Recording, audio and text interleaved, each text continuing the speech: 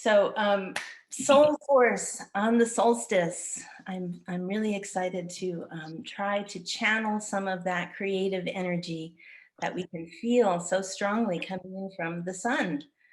We're closest to the sun now, and the days are long in the northern hemisphere at least. And this is a time when I always feel like I could do almost anything. Almost anything is possible, and it's really exciting.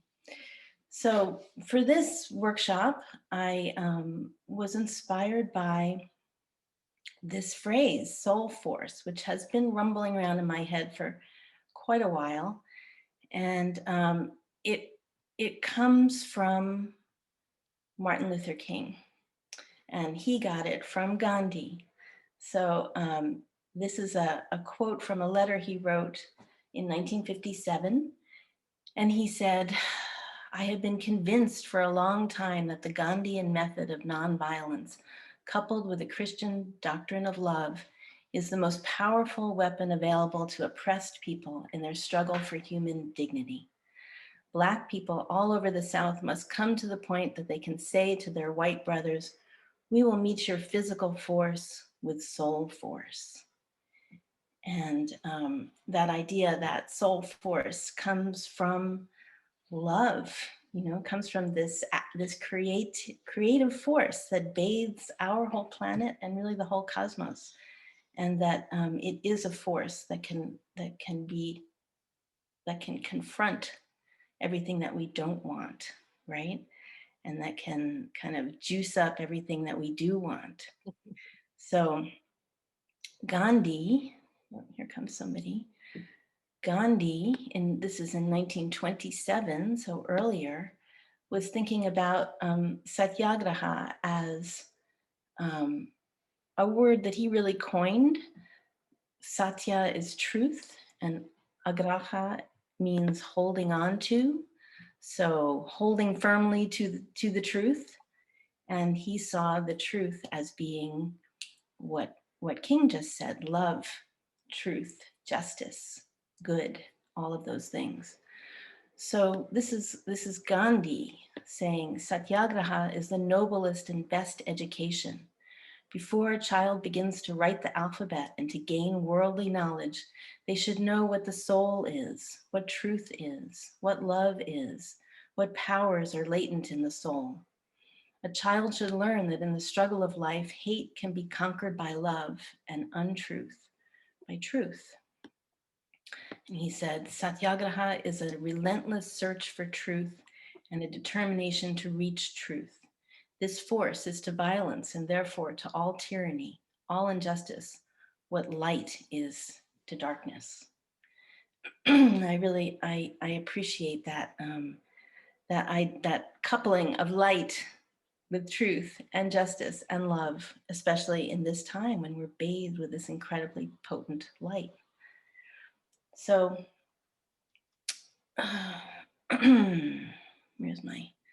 today what I want us to think about is situations that you may have encountered in your life that have called for the activation of soul force.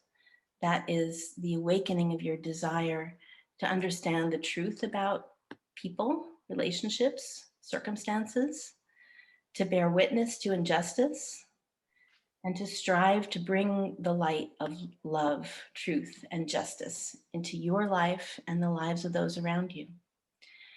And we're going to do all this in an hour, right? So I know this is a tall order. But as I always do, I just want to break it down. And this is really a little quick run through of what I think of as the transformative power of purposeful memoir. So starting with your own life in the personal, right? And then moving out to reflect about what I call the political or the social, and then even further out to the planetary and even the cosmic, right? Our role in this great reality.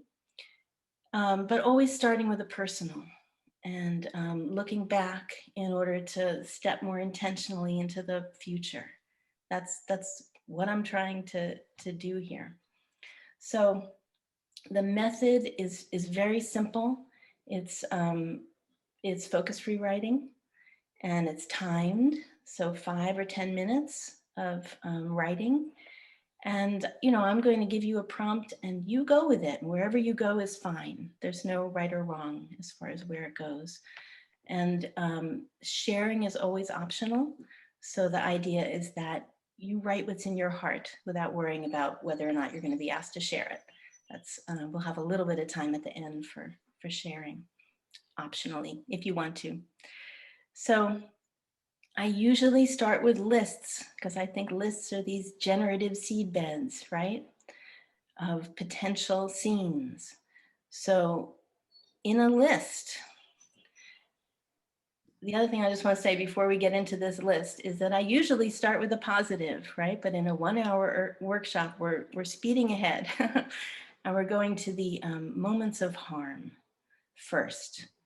So, and we're going to spend a little time with these moments of harm, and then we're going to see if we can transform them. So instances of violence, untruth, hatred, or injustice that you've experienced or you've witnessed, and we have all witnessed these, right? Whether in your own personal life or in the communities and world around you, including the natural world. So violence to the natural world is quite appropriate on this list. So we're going to take 5 minutes. You make a list.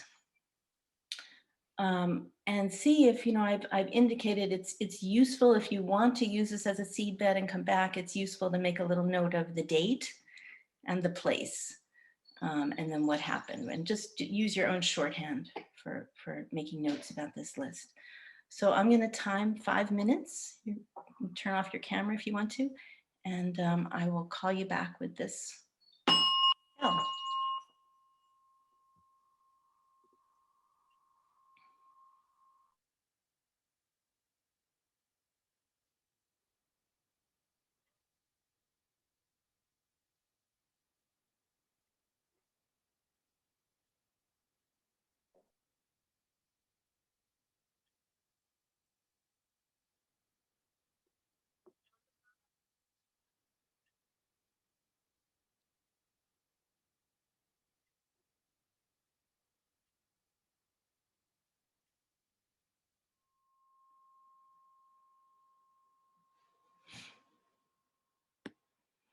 Okay, so now with this list, we're going to see about writing a scene.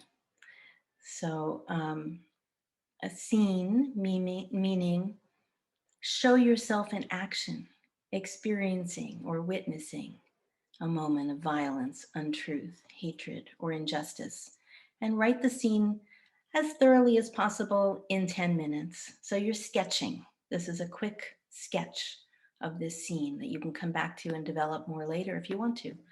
So where were you? What was happening? Who else was around you? And most importantly, how did this experience make you feel? See if you can get to the feeling place of that particular moment in time. Okay? So we're going to take 10 minutes. Let yourself sink into that moment and feel it again, painful as that may be. And then we're going to transform it. Okay? So 10 minutes. I will time.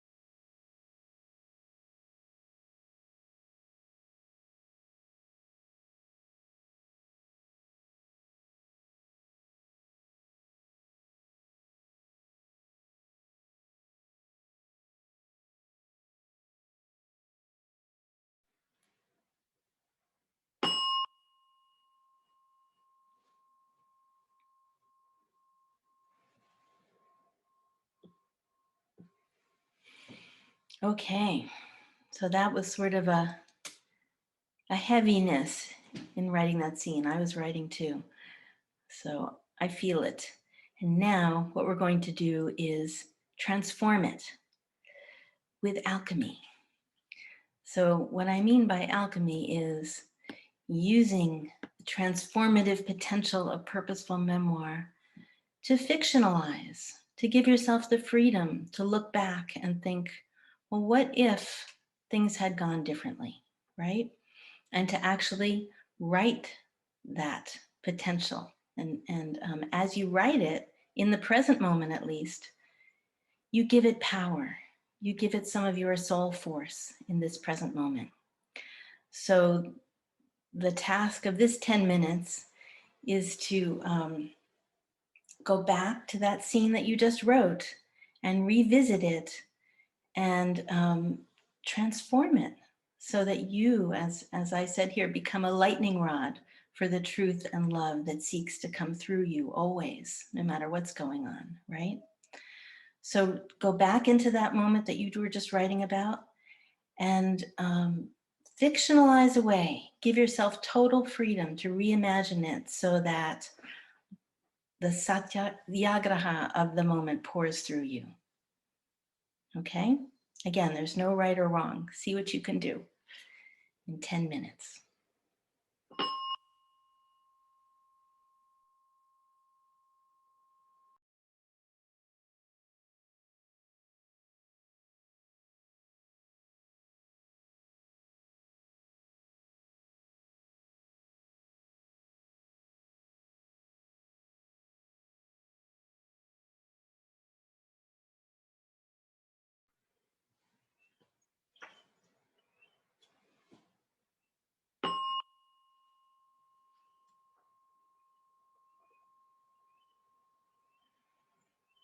Okay. Now we're going to take 5 minutes for a little reflection in writing on what we just did. So we went from a moment of harm and we tried to transform it through writing. So think for just 5 minutes, how can you use moments like this from your past as a source of satyagraha education in Gandhi's terms, fortifying life lessons learned about how to meet violence and injustice with your soul force? How can you make this present moment, this eternal now, a springboard to the thriving future we all desire? How can you do that in your life, starting from the personal? Okay, so just 5 minutes on this.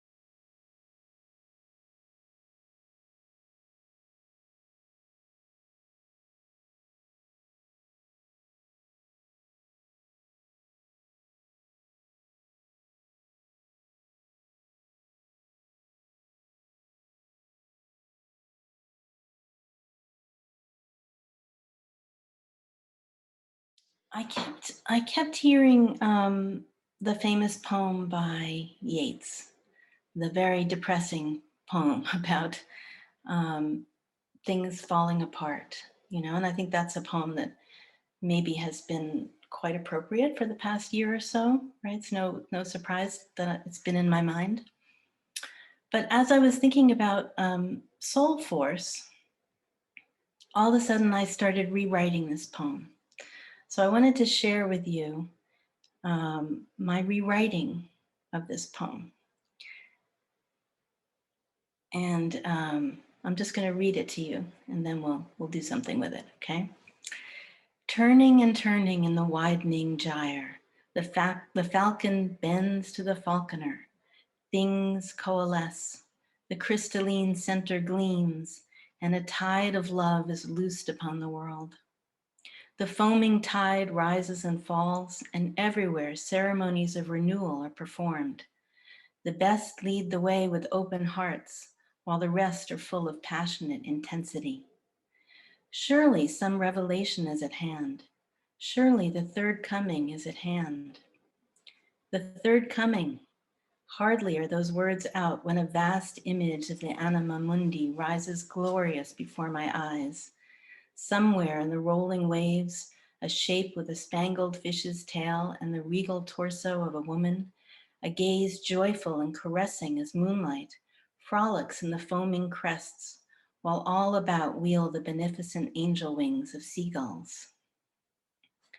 The dawn light grows stronger, and now I know that untold millennia of cosmic dancing have dreamed up this incandescent moment. And what new manifestation of spirit, its hour come round at last, wings its way lightly towards morning to be born. So that's my rewriting, my alchemical rewriting of The Second Coming by Yeats.